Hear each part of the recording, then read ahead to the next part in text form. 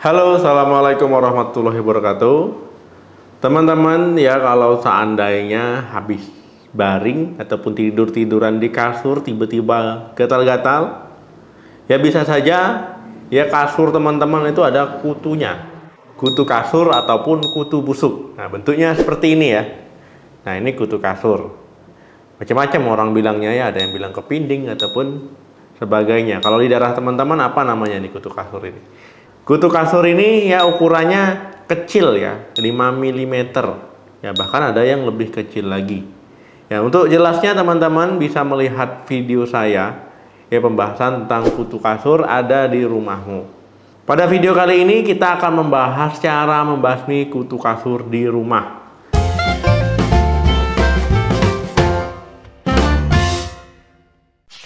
Kutu kasur ini bisa ada di permukaan kasur, ya bantal, sofa, di balik-balik lukisan, foto, poster, ataupun celah-celah dinding. Nah, jadi walaupun rumah bersih, ya itu kadang belum tentu bebas dari kutu kasur. Ada beberapa langkah yang bisa teman-teman lakukan ya untuk membasmi kutu kasur di rumah ataupun kutu busuk. Yang pertama, periksa setiap sudut rumah. Nah, jadi termasuk langkah awal ya ataupun langkah yang paling pertama, teman-teman harus periksa dulu setiap sudut rumah. Ya, semakin cepat semakin dini itu penanganannya itu akan semakin baik ya sebelum nanti bertambah banyak. Kutu kasur ini ya bisa ada di sela-sela kasur teman-teman, di ujung-ujung dinding ya, perabotan ataupun di balik-balik lemari mungkin ya. Nah, jadi teman-teman harus melihat memang setiap sudut. Ya pakai senter, pakai kaca pembesar. Ya biar kelihatan memang ada kutu kasur atau tidak. Yang kedua, tangkap kutu kasur. Ketika teman-teman menemukan kutu kasur, kalau jumlahnya sedikit ya langsung saja ya tangkap, kemudian masukkan plastik ataupun botol, ya kasih alkohol ya 1 sendok. Nah, tapi kalau seandainya kutu kasurnya banyak ya nggak mungkin tangkap satu-satu, capek ya. Langsung ambil penyedot debu ya, vacuum cleaner ya untuk membersihkan kutu kasur yang jumlahnya banyak. Ya saat pakai vacuum cleaner ya kalau seandainya ada di tempat tidur ya di sudut-sudutnya ya langsung dibersihkan bagian sudut-sudut, bagian pinggir-pinggir dinding ataupun di belakang ya lemari. Setelah menyedot kutu kasur tadi ya teman-teman bisa membuka vacuum cleaner ya kemudian meletakkan di plastik tertutup ya, kemudian tetap ya kasih alkohol. Nah, kemudian baru bisa teman-teman buang ya ataupun teman-teman bakar misalkan. Setelah digunakan alat penyedot debu tadi jangan lupa dibersihkan ya, benar-benar dibersihkan sampai bersih. Ketiga, jemur di bawah sinar matahari. Kemudian setelah teman-teman sedot ya baik tempat tidur misalkan sofa ya ataupun peralatan lain, itu bisa teman-teman jemur di bawah sinar matahari ya untuk membasmi kutu kasur.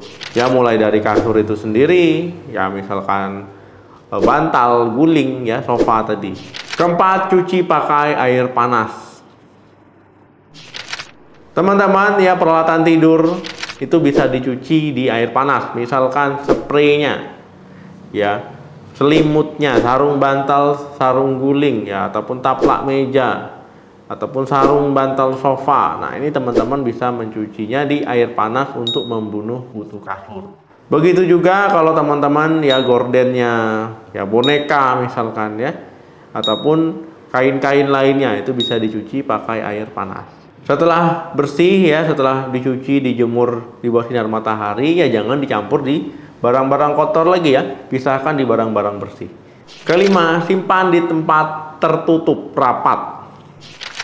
Nah, ini berlaku untuk barang-barang yang tidak bisa dicuci, misalkan buku-buku ya ataupun sejenisnya. Ya ada kutu kasur teman-teman nggak bisa nyucinya ya kan. Nah, teman-teman bisa menaruhnya, meletakkannya di tempat yang tertutup rapat. Ya pakai silica gel ya. Nah, supaya nanti kutu kasurnya nggak bisa kemana-mana akhirnya mati. Nah, kemudian yang perlu diperhatikan ya teman-teman saat memindahkan barang-barang, jangan pindahkan barang yang sudah bersih ke tempat yang ada kutu kasurnya. Keenam, perbaiki tembok dan lantai. Nah, teman-teman ya kutu kasur bisa saja melinap di sela-sela retakan rumah ya, lantai yang retak-retak gitu ya. Jadi kalau seandainya rumahnya ada yang retak-retak ya langsung tempel, perbaiki ya supaya kutu kasur itu tidak bisa menyelinap ke sana kemari ya, nanti pindah ke ruang sana, ke ruang sini dia, karena ada lubang tadi.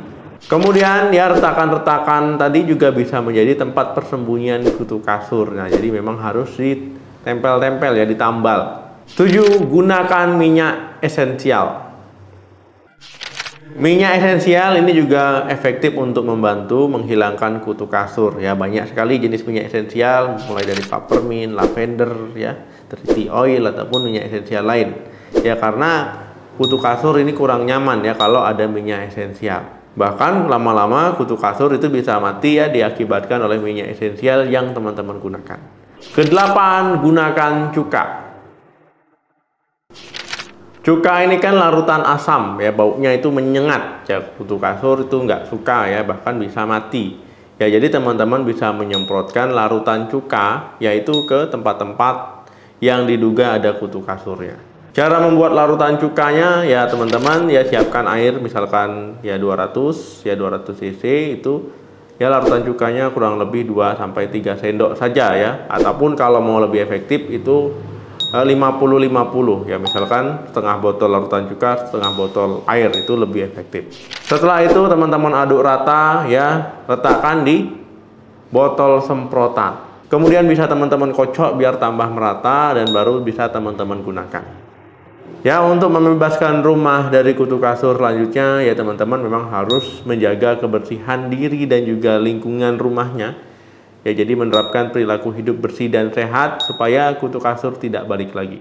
Nah teman-teman yang punya pengalaman di rumahnya ada kutu kasur, bagaimana cara membasminya, silahkan share di kolom komentar ya, biar kita saling berbagi.